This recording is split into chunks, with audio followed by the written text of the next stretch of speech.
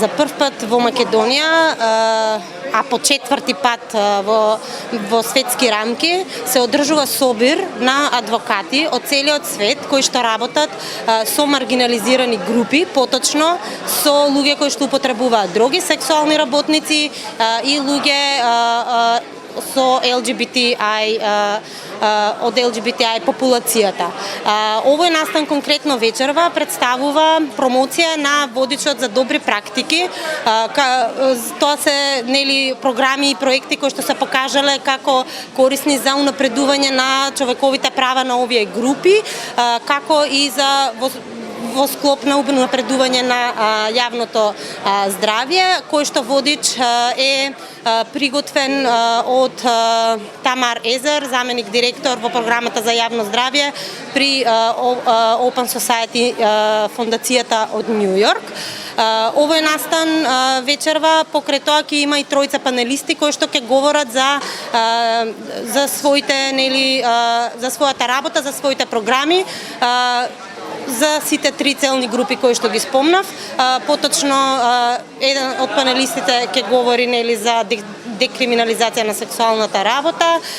за потребата од воспоставување програми за лекување на малолетни лица, на деца кои што употребуваат дроги, како и за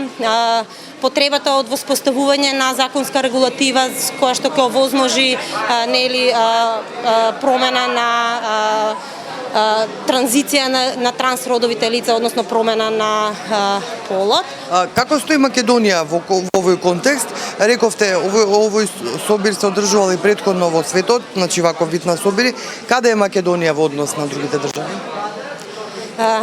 Искрено не можам да дадам конкретен одговор на ова прашање. Во зависност со кои држави се споредуваме, значи доколку се споредуваме со држави од типот на Канада,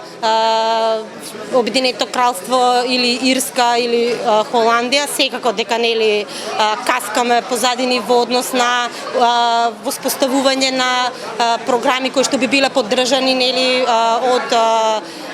државата, од владата и кои што би одговориле најсоодветно на потребите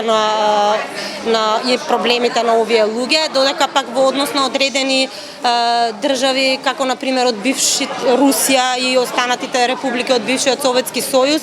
може би се наоѓаме во малку подобра позиција, бидејќи таму во цело се забранети ваквите програми за помош на лица кои што потребуваат други сексуални работници и трансродови лица и LGBTI популација. Имате гости од странство, голем број гледам тука луѓе од странство. Да, покрај организаторите од фондацијата Отворено општество од Нью Йорк, како и фондацијата Отворено општество од Македонија, со кои што заеднички го организираме овој настан, значи ХОПС, опции за здрав живот од Скопје и коалицијата за заштита на сексуалните и здравствени права на маргинализирани заедници исто така од Скопје. Имаме околу 30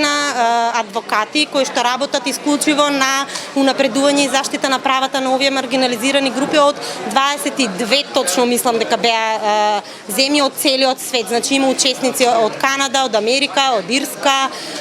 од Шведска, од афричките земји, од бившите советски републики, Русија,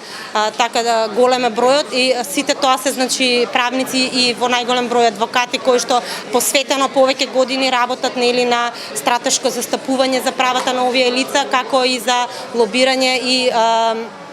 адвокаси за менување на политики и унапредување на правата на овие лица во своите општества и меѓународно.